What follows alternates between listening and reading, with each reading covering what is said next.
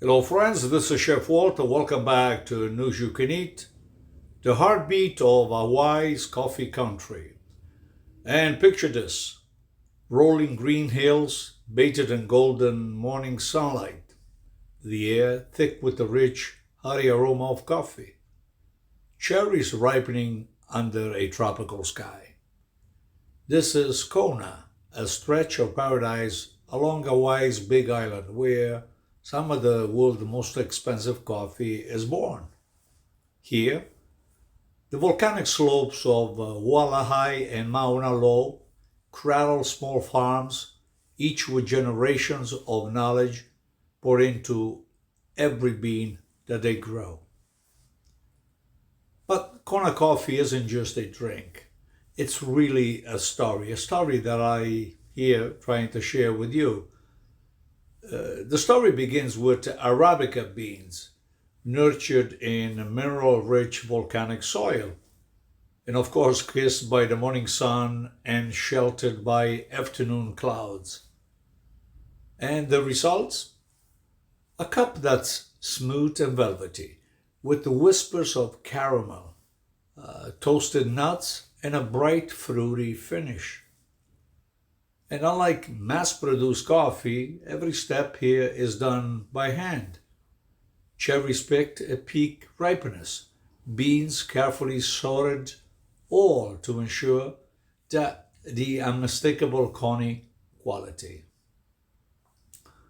But why is this coffee so special? And you're probably asking, or you probably have many ideas, but I believe it's the land.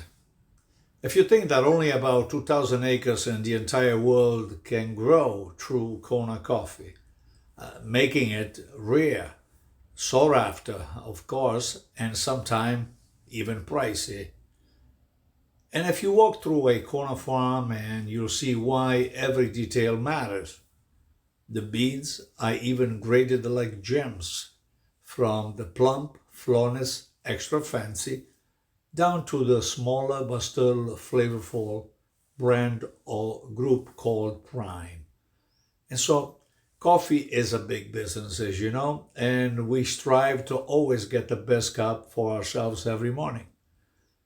The story or the history of Kona coffee is as rich as its flavor. It was brought to Hawaii in the late 1800s. It was the Japanese immigrants who turned it into a way of life, tending small plots along what's now called the Kona Coffee Belt.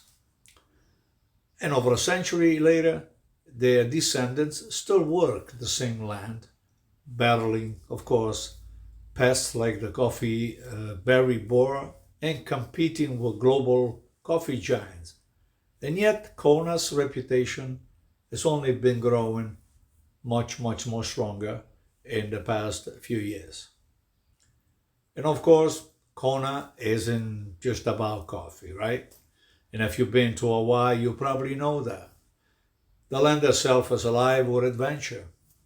If you dive into Kilakahua Bay, where turquoise water teems with the tropical fish and sea turtles, glide perhaps past coral reefs, you can wander through what is called the Punuaha or Honuaha, and please forgive my pronunciation, which is a sacred Hawaiian sanctuary where the past feels palpably close.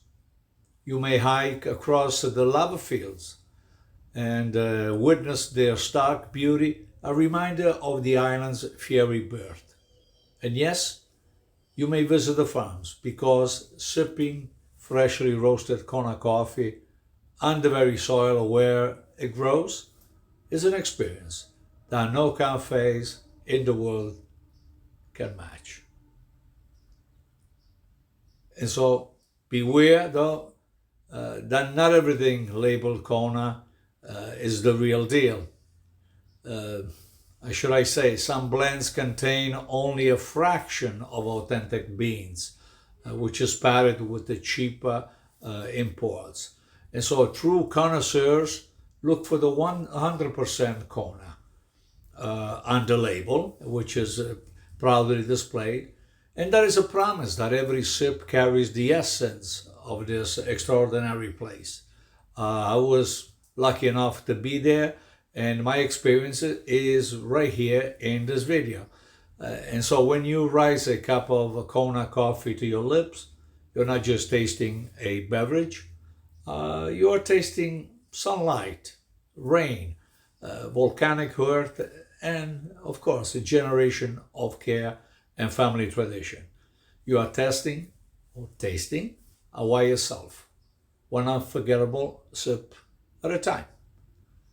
And that does it for me here on News You Can Eat. I hope you enjoyed this message about the Kona coffee in Hawaii. Stay tuned and subscribe to our videos for some interesting and educational videos in the future. Ciao, ciao. Happy cup.